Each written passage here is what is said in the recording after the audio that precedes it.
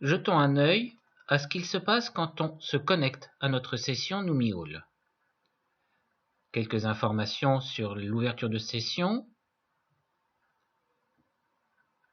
On remarquera que je n'ai pas eu de mot de passe à saisir et je n'aurai jamais de mot de passe à saisir ni de login parce que c'est le fichier de configuration qui contient ces informations.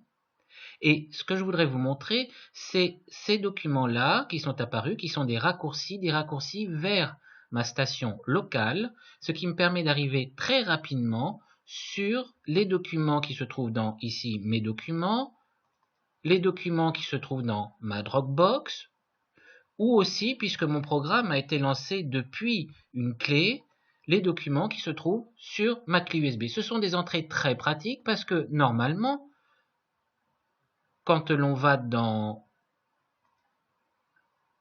son ordinateur, les volumes mappés de la session distante, on a accès directement à C ou à autre chose. Donc ensuite, il faut aller se balader dans toute la hiérarchie de ces disques durs pour pouvoir arriver à ce que l'on souhaite avoir depuis son ordinateur local.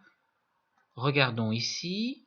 Je vois ici dans l'explorateur que ces mêmes raccourcis sont présents. Donc quand je veux enregistrer ou déplacer quelque chose depuis mon explorateur jusqu'à ma station locale, c'est aussi un élément extrêmement pratique.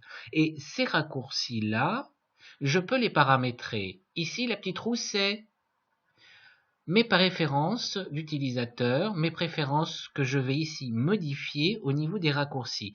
Voilà ce que je peux voir apparaître sur le bureau. Voilà ce que je peux voir apparaître dans les favoris de l'explorateur. J'ai donc ici coché d'avoir document, Dropbox puisque je l'ai, OneDrive puisque je l'ai, et ma clé USB dans le cas où j'utilise mon programme, ma connexion depuis une clé USB. J'ai les mêmes éléments depuis les favoris de l'explorateur.